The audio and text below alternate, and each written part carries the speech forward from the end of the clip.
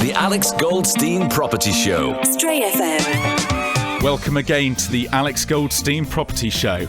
I'm Alex Goldstein of Alex Goldstein Property Consultants in Harrogate, and this is the fast-paced property show giving you industry expert insight into the world of property, estate agency and the related business sectors within it. Insider tips, tricks and know-how are all jam-packed into the show so you can make the best informed decision when it comes to buying or selling your home. Whether you're a first-time buyer, upsizer, downsizer, experienced property developer, have a portfolio empire or just simply have an interest in the local and national property market, then this is the show for you. I will be speaking with and getting industry expert advice from some of the most successful property-related businesses and professionals that Yorkshire and indeed the UK has to offer, ranging from regional chartered surveyors all the way through to some of the UK's most well-renowned multinational firms. We are available for podcast download on the first day of every month, so make sure you sign up to the Alex Goldstein and Stray FM social media accounts to get an early reminder of this and to get great property tips whenever you need. In this month's show, we will be getting the inside track from global heavyweight giants in the accountancy and personal services sector, PwC, Waterhouse Cooper, where we have Chris Etherington, a senior manager on their private client team in Leeds, here talking through the hot topics of the day in the financial sector, such as offshore funding, tax planning, and all the news in the press about tax avoidance currently. We will be also getting to grips with how to stay at the forefront of an agent's mind when they're selling your home as part of our property hospital section.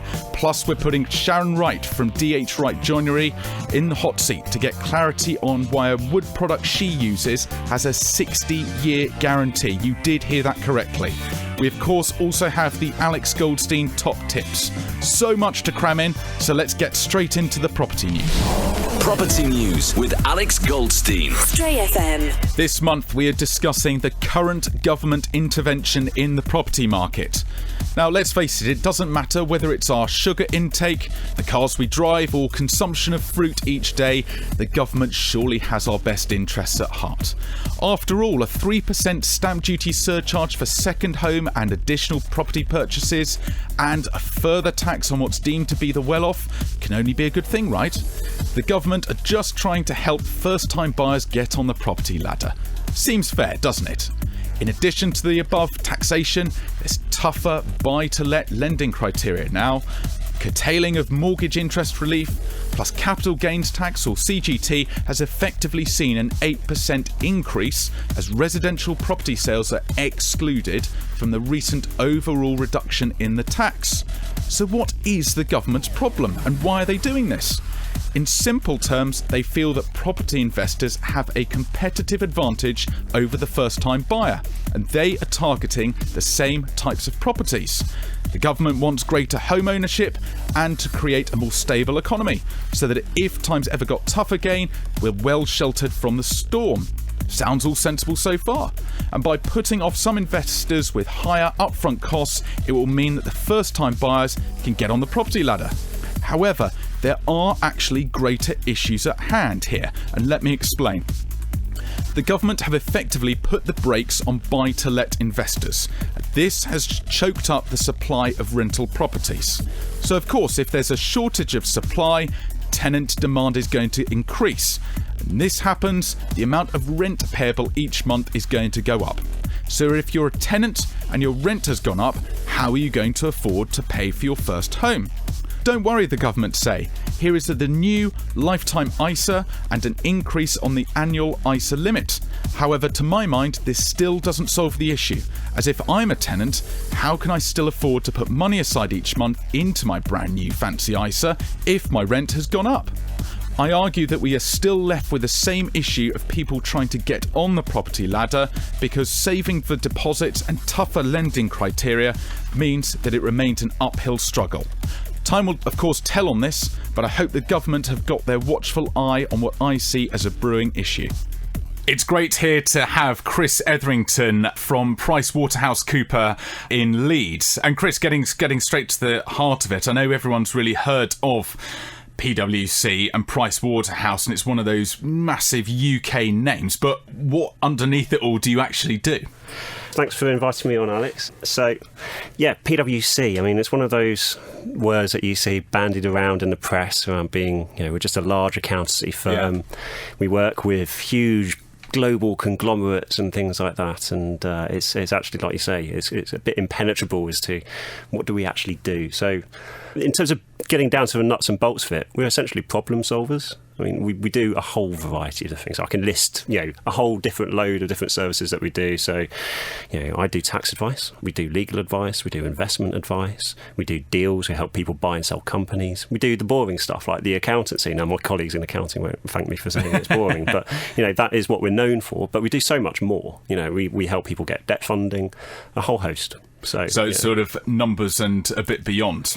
Oh, absolutely, yeah. Obviously, numbers-based, but we're not all just mathematicians. So possible common misconception is the types of clients that you help, and I know you've mentioned, look, you do help some of the UK's best names out there, but just give people a feel, because obviously you've got those people, but I've picked up that there is actually a bit of a slant and a change at the moment. To tell you what I do, I mean, I just work with individuals, and most people would be surprised to hear that, probably. I've spent the last decade of my life sitting at the same desk, helping clients of all shapes and sizes, if you like. So I've got clients who are, guys in their bedroom with an internet business to 98-year-old grannies. So, there's all sorts. And it's not just your high net worth Russian oligarchs or what you might think it might be. Common misconception is great to clear that one up. And what about companies on the company side? Because again, you're often seen to be acting for some of the big guys out there, but I think it's fair to be said at the moment you're quite interested as a company in the SMEs of this world. Yeah. So, I mean, if you just took what we call it as private business, and what that basically means is working with individuals, typically owners of managed businesses and privately owned businesses. And if you took that out of PwC in itself, that would probably be the 5th largest accountancy firm in the country. Just that bit of PwC is that. I mean, we do a lot.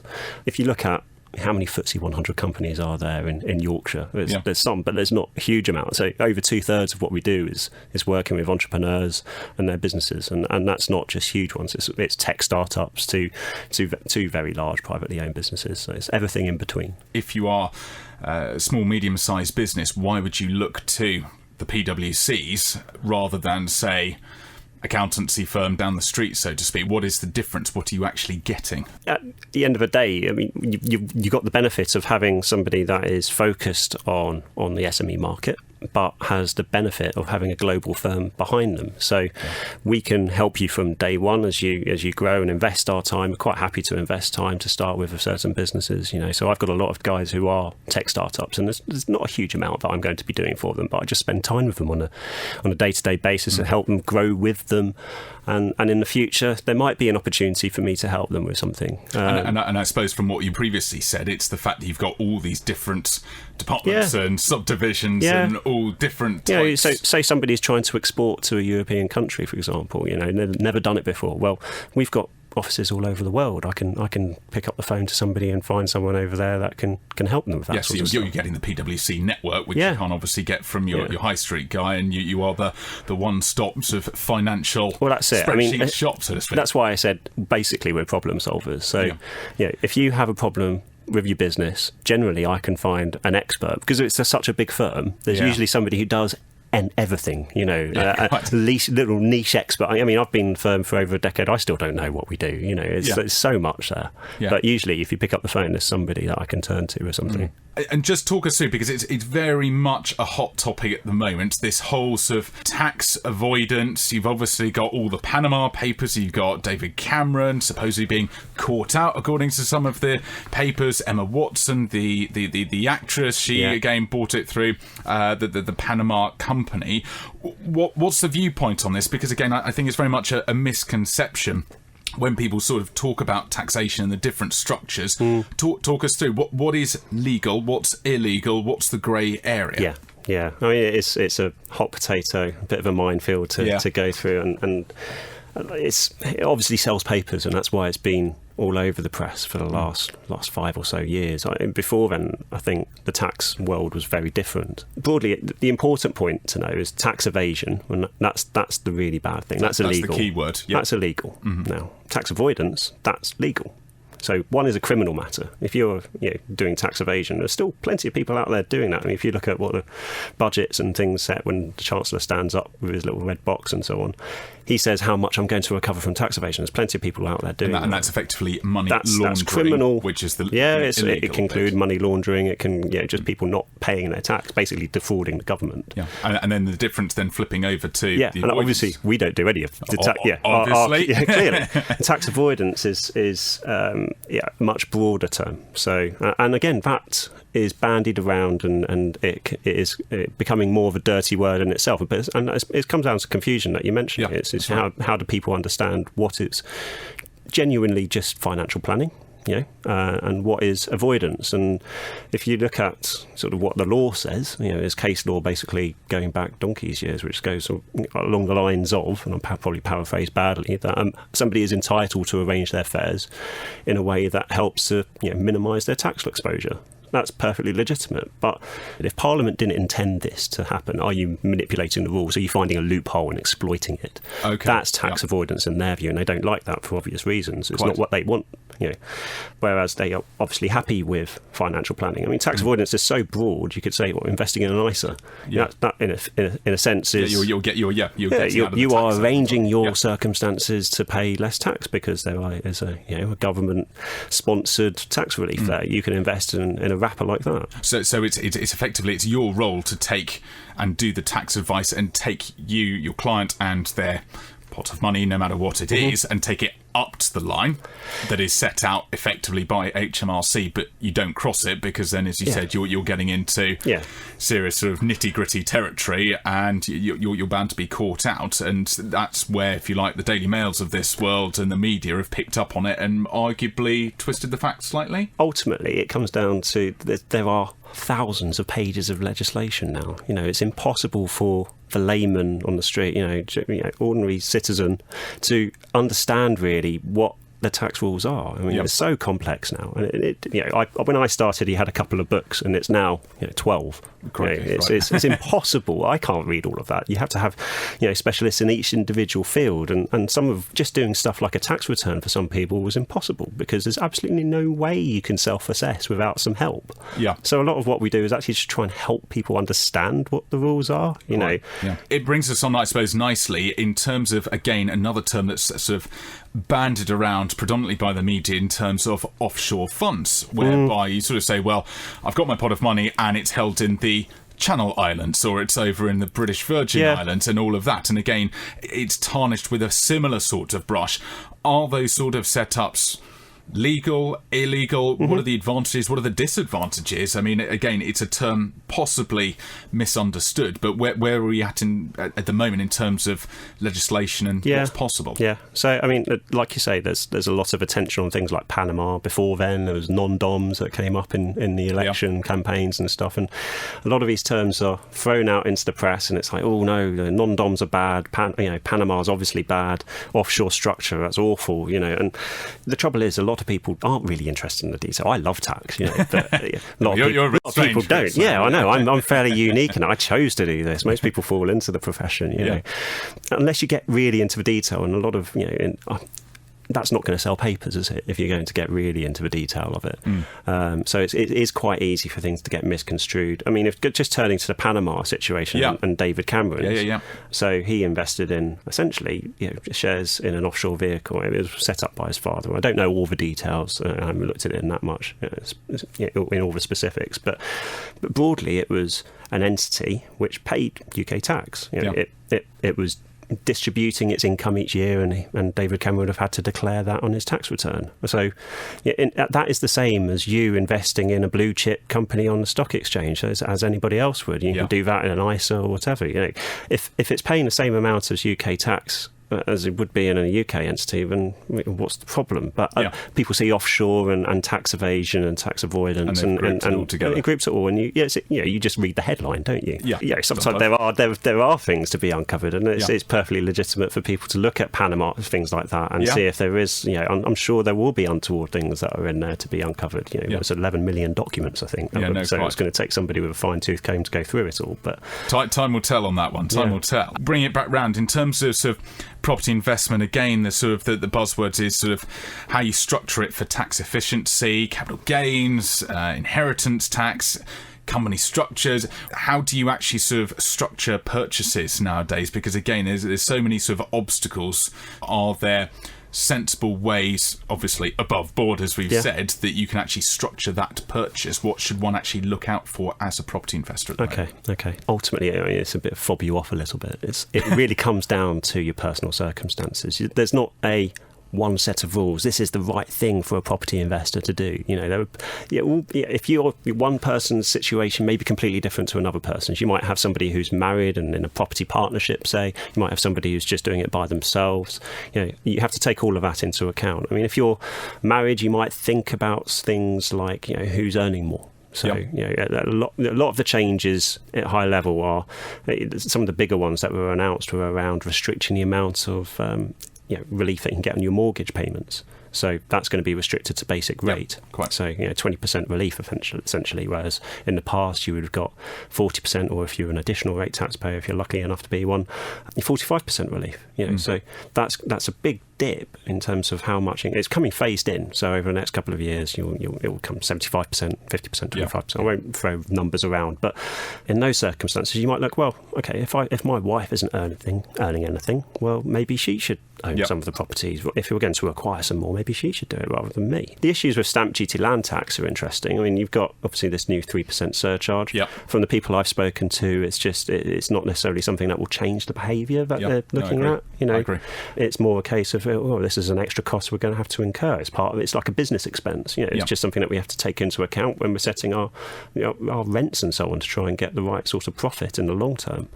So unfortunately, I think whilst the idea is to disincentivise, I guess, the landlord and buy-to-let market, I suspect it will just be passed on to the tenants in due course. Quite. That's my fear. But again, we will see, because it's very early days. Talk us through, Chris, because I know a lot of people are banding around ideas of, if we're looking to buy property, we'll put it in a limited company structure, and there's sort of limited liability partnerships and all of that. If one is looking to acquire properties, what are the things you actually need to think through in the structures as well? Yeah, well, I mean, you've got to think about what's commercial first, and what's good for you. I mean, there are benefits to being in a company, there are benefits to being in a partnership, things like limited protection's one. But, there's also things like who's going to lend money to me. I mean, it's easy to obtain finance when you're an individual through buy-to-let mortgages. It might start to get harder, but it's my understanding is it's harder to do it through a company than it is. The tax things to think about are, there are some tax changes in. Not all of those tax changes apply to the companies, in particular that mortgage interest one's a big one. So there's a distinction there.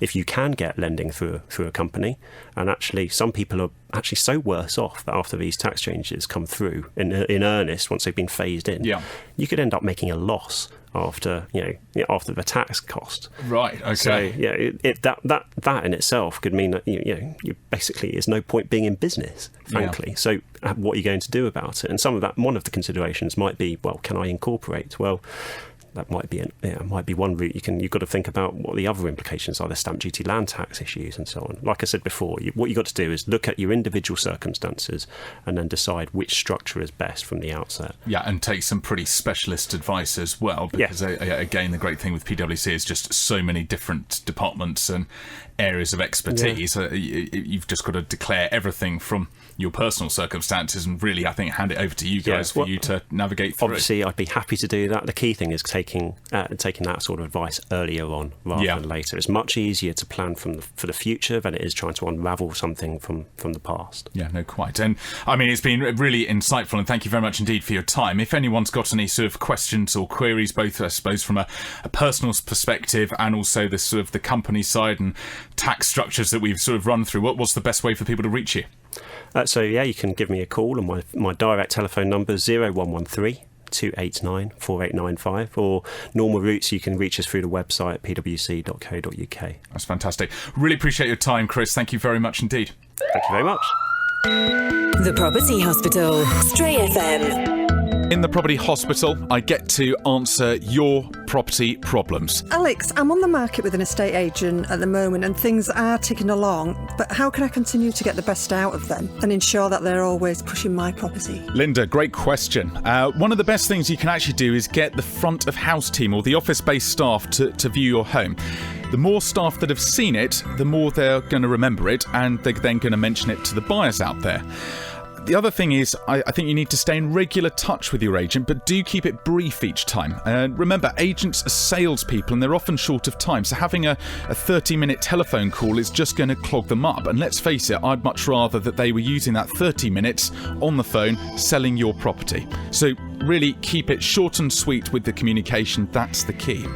And again, on that point, just remember, estate agency, it's a people business, so therefore be nice, as I know you would be, but people always go out of their way to help anyone that's great to get on with, and keep a solid personable rapport with the agent.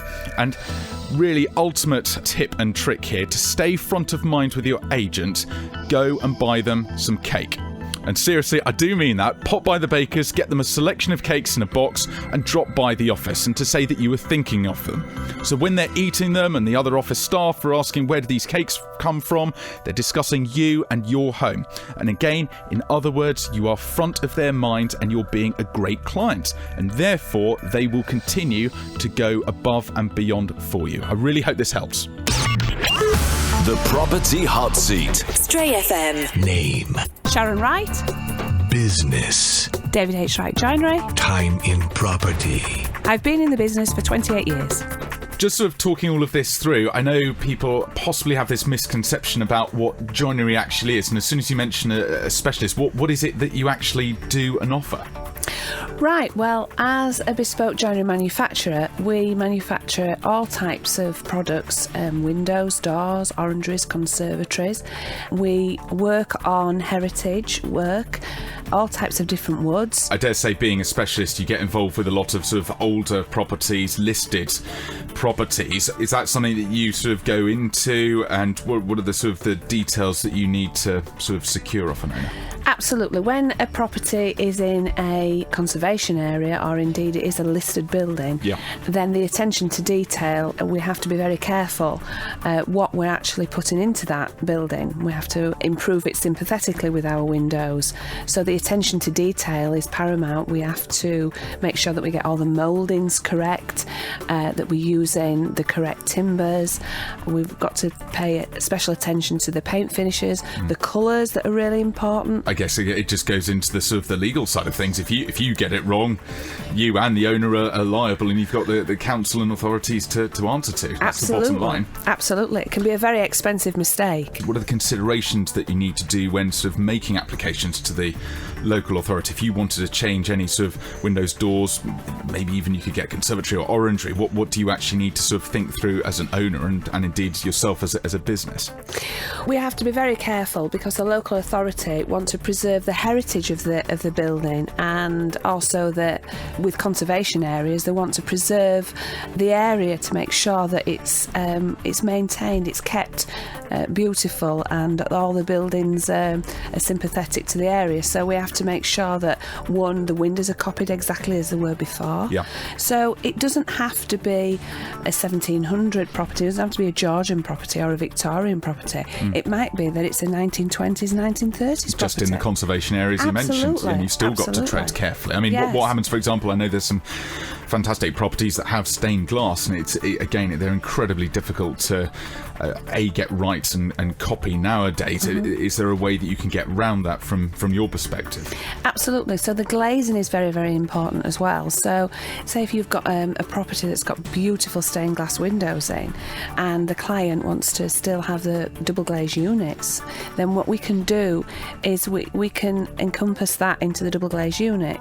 So we send them away to a very, very clever man man in Leeds that repairs the original stained glass. He then encapsulate that into a double glazed unit. So you've got the benefit of a very, very modern window in the traditional style. You got the best of everything. Best of all worlds. You yeah, really absolutely. Do. You really Yes. do. I know you sort of talked about the different sort of timber types, and I think this is a really interesting subject. Just tell everyone the sort of the wood types and the differences that you work with, because again, some of it's quite surprising, I think. Well, you've got to be really, really careful when you're looking at buying a window, whether that's for a new build or we're looking at heritage type buildings. There's a lot of softwood products out there, which they're okay, but when you're wanting to have a beautiful window done, then you want to have the best wood that you can have. Yeah, and people often sort of throw around the term "it's oak," but I guess there's oak and there's oak. What are the differences? Absolutely. Well, you have European oak and American oak, both really, really great timbers, but you wouldn't want to be using American oak outside because it's just not capable of our weathers, do you know what I mean, to use outside. So it's great to use that timber American oak, but on inside products such as staircases and internal doors, that sort of products. But as far as any external work, then you really have to use a European oak. Talk me through, because I felt that this was absolutely fantastic, this sort of fairly new product that's out there, sort of Acquire. Yeah. Talk everyone through this, because I know I've been saying to everyone, well, look, there's a 60-year guarantee, which I think is quite something. Just talk everyone through exactly what that is and why there is that guarantee in place. I'm so excited about this product. It really, really is a great product. What happens, it's a softwood timber. Acquire is not a tree. It's a softwood, which is farm grown in New Zealand. And what they do is they take all the, your DNA, take all the DNA out of the timber. Yeah. And it goes through a process which enables that timber then to be very, very stable. So you can put a piece of timber, measure it before you put it in some water, put it in water, leave it for 6 months, Alex, and take it back out. It won't have swollen, it won't have moved, it won't have done anything. So it's a great stable timber. But it's actually it's wood. It's not sort of injected it's with anything wood, strange. yes, it's just the way absolutely. they've actually treated it at the end of the day. Absolutely. And so it's a fantastic product. So we use it for doors. For bifolding doors is absolutely great because we can get the tolerances really down to a fine line. It's great for sliding sash windows, because what we do also, we use a product called Acquire, which is also great, which is made of all the sweepings up of Acquire into an MDF board. So that's great for when we do orangeries or conservatories, great for the big timber posts that we're using. We use that instead of big timber posts, and we know we're not going to need swelling or movement. So it really is a fantastic product. Doesn't rot, doesn't move, doesn't split, doesn't do anything apart from when you've cut it to size, it just completely stays in place. Absolutely. And it's 6, and so I thought this right, it really is 60 year guarantee. Absolutely. I don't know any other product probably in the world that has that sort of length of guarantee. That is something quite special. And then over the top of it, I know we've sort of chatted in the past sort of about the paint that you can also then again incorporate, not necessarily on the top of Acquire, but the other products that you use. Again, talk everyone through that. Well, we work with a company called Technos, and that company provide a microporous paint system. Now, just explain a little bit more in detail than that. That is a water-based system which will actually moves with the timber. So if we're, for instance, looking at Sapele hardwood, then you get up to a 10-year lifespan on a Sapele hardwood. With softwood, you get up to a 10-year lifespan with that. But with Acquire, you get up to a 15-year lifespan on your paint system. And that is just on the paint itself, regardless of the paint. wood. That is just on the paint. Just on the paint. Yeah. Again, that is quite a combination. So again, if you're doing anything sort of specialist or that's going to take a bit of a hit, so to speak, I think that is really the product to go for. I know again everyone sort of talks about UPVC windows and sort of timber windows, and bear in mind the products on the timber side that you're using. What are the advantages, as you would see it, in terms of putting in timber windows over UPVC? So if you're doing a project, firstly, if it's in a conservation area or a listed building, you're not allowed to use UPVC. True. And you can really be caught out by spending money and then having to put And then new windows in again. Placing with yourself. So be very, timber very, windows, be very careful with that. So that's the first thing.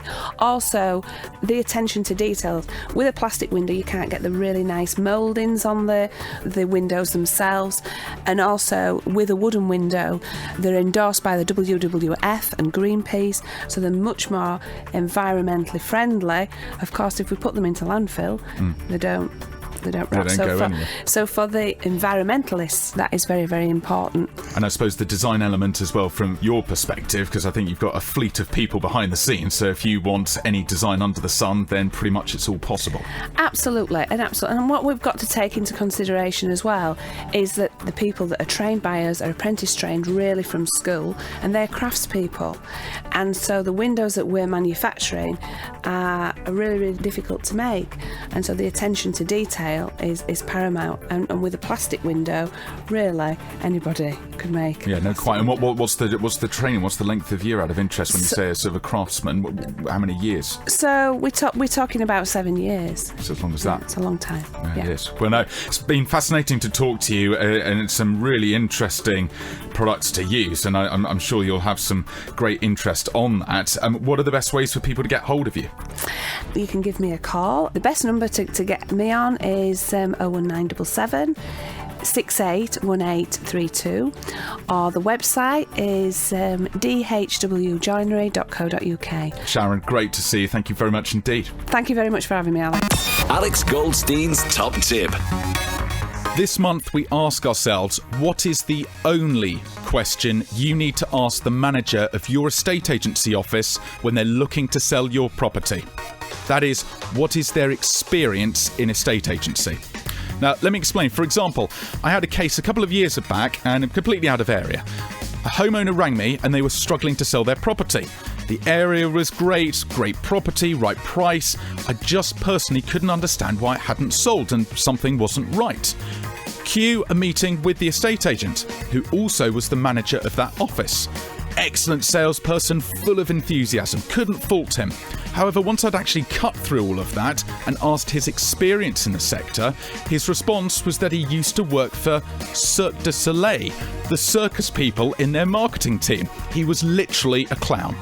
He fancied having a go at estate agency and bought himself a franchise. And whilst he could buy a franchise opportunity and he really was an excellent salesperson, he could not buy hands-on experience. And this is why the sale in this instance had faltered. And as the manager leading his team, if there was an issue or to have the foresight to see a problem potentially cropping up on the horizon, he was instantly out of his depth, and therefore so was the rest of his team. Whilst those new to estate agency is a great thing, they need to be backed up by a leader with experience, and some of the most powerful agents have the young negotiator who's enthusiastic, full of energy. It's then backed up and tempered by the manager, and these guys have the years of experience and know-how. Together, the combined skills can be a very formidable force when selling your home. However, no experience at the top can only lead to issues down the line. Remember, time and experience in any job can only be earned and never bought. That's all from the Alex Goldstein Property Show. More details, tips, tricks and industry expert advice can be found on the website alexgoldstein.co.uk, and of course all my social media channels. Alternatively, drop me a line on alex@alexgoldstein.co.uk. The next episode is out on the 1st of July, so make sure you tune in for that. Until next time,